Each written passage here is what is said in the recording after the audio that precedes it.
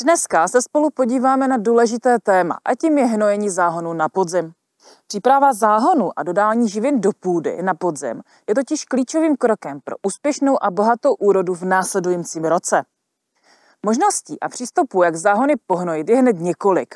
Od tradičního rytí a hnojení hnojem až po moderní metody bez rytí s použitím mulče. My se spolu podíváme na obojí a vy se pak budete moci rozhodnout, jak půdu připravíte na zimu a pro jarní výsadbu.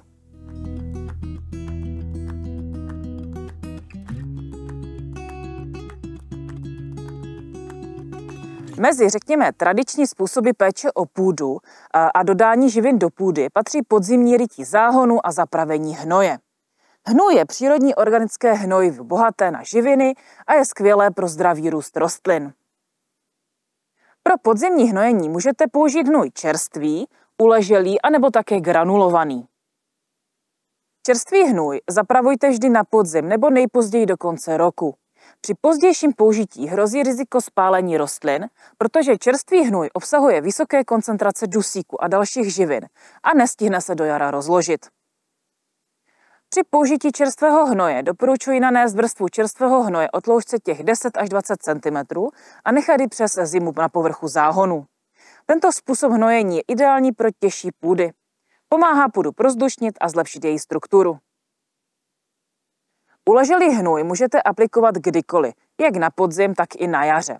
Použití hnoje na podzim má tu výhodu, že připraví půdu na jarní sezónu a umožňuje živinám proniknout hluboko do půdy.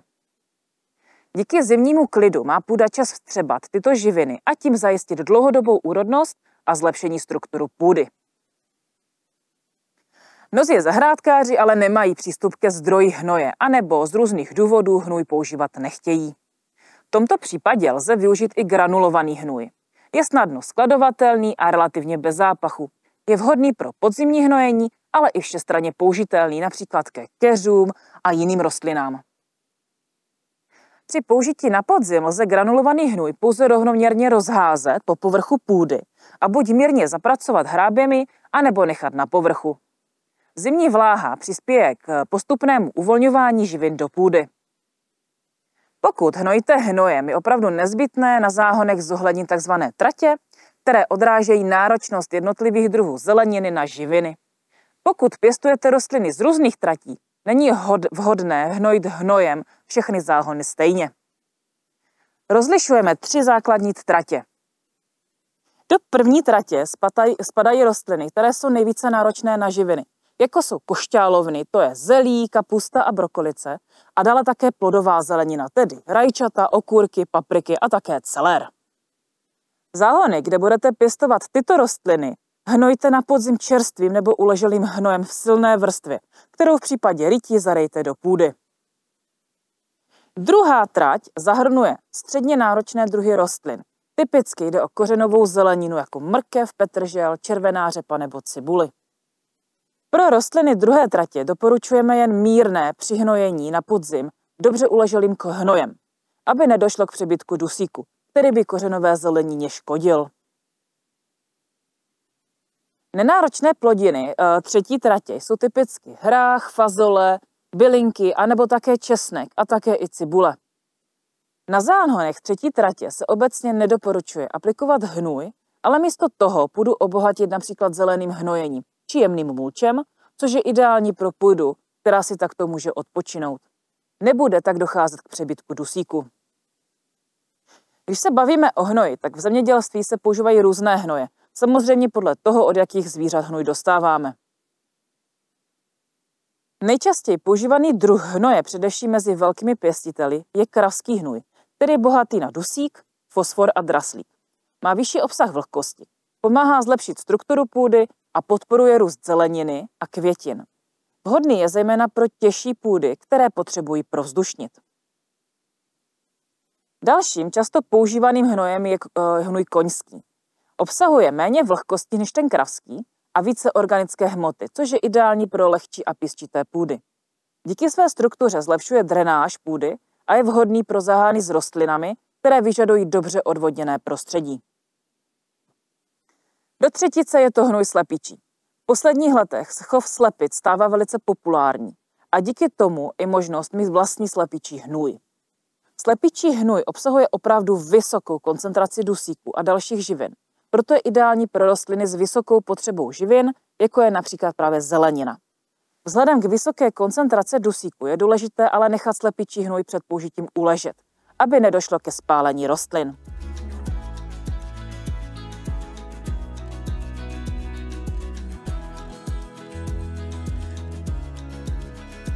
Místo tradičního způsobu hnojení hnojem můžete vyzkoušet hnojení kompostem. Tato metoda se zaměřuje na zachování přirozené struktury půdy a minimalizaci narušení ekosystému. Místo zapravení hnoje do půdy se na povrch záhonu aplikuje vrstva organického materiálu, který plní funkce mulče a přirozeně se rozkládá. Ten chrání půdu před erozí, nenarušuje to půdní mikroorganismy, udržuje vlhkost a zlepšuje úrodnost půdy. Jako mulč se používá kompost, který přirozeně působí jako hnojivo a přidává do půdy cenné živiny. Obsahuje bohatou směs organických materiálů. Je to především dusík, který podporuje růst rostlin, potom fosfor, který je klíčový pro růst kořenů a vývoj květů a plodů. Dále také draslík, který zvyšuje vitalitu rostlin a pomáhá jim odolávat proti chorobám a škůdcům. A dále jsou to mikroživiny, jako je hořčík, vápník, železo a další, které jsou pro rostliny důležité. Kompost můžete na záhon dodávat několikrát ročně, po každé sklizni, ale bohatě stačí ho doplnit 1krát ročně. Velice často se tak rozváží na podzim a během zimy. Konkrétní termín je čistě na vás, obvykle se to dělá v období, kdy je na zahradě málo práce. Mráz ani zmrzlá půda nevadí. Na jaře pak máte záhony připravené přímo k osetí. Velkou výhodou hnojení v podzimním čase je prevence šíření plevelu.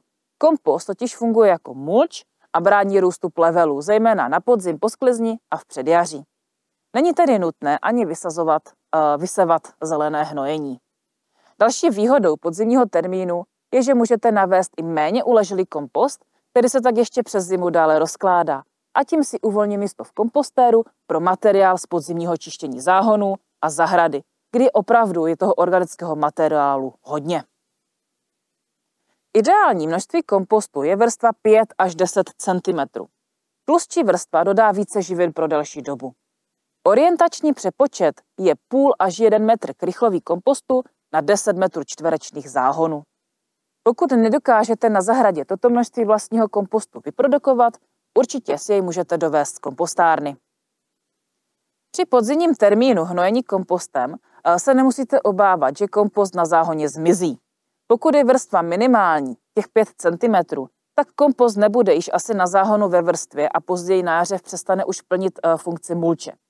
Nicméně veškeré živiny samozřejmě přešly do půdy, stejně jako v případě jiných způsobů hnojení. Tlustší vrstva kolem těch 10 cm vydrží na záhoně i do léta. Při použití metody bez rytí není nutné sledovat dodržování tratí. Způsob hnojení kompostem je stejný, ať už na záhonech pěstujete plodovou nebo například kořenovou zeleninu.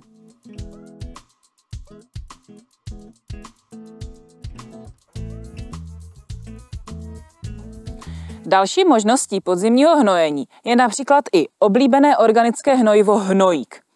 Na venkovní záhon se aplikuje lokálně, nejlépe při výsadbě, tedy ne v celé ploše záhonu. Takže pokud budete třeba teď na podzim vysazovat česnek, můžete přidat 1 lžičku pod každý stroužek. Ve skleníku lze toto hnojivo aplikovat plošně, především pokud zde pěstujete plodovou zeleninu jako rajčata, okurky nebo papriky.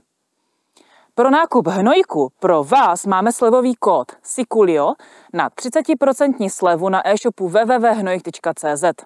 Sleva se nestahuje na superační balíčky, i zlevněné produkty a produkty jiných výrobců.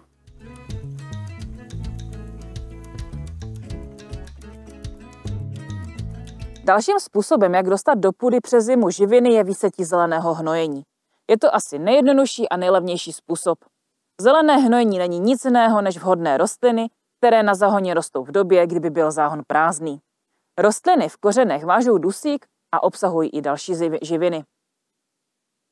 Zelené hnojení se může do záhonu zarýt, stejně jako hnůj, nebo ho můžete pouze posekat a nechat ležet na záhonu, dokud se nerozloží.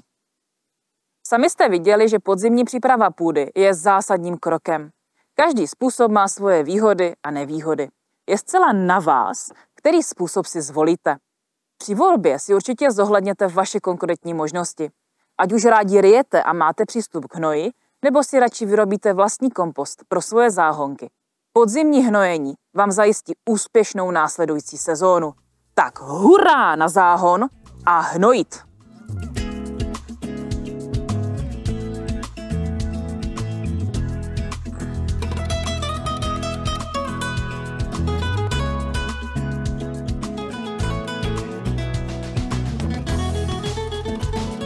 Až to naopak ten hnojník, nebo jak se to jmenuje. Ježišmarja. No ježišmarja, takhle si nevyděláme ani na suchý chleba, prosím tě.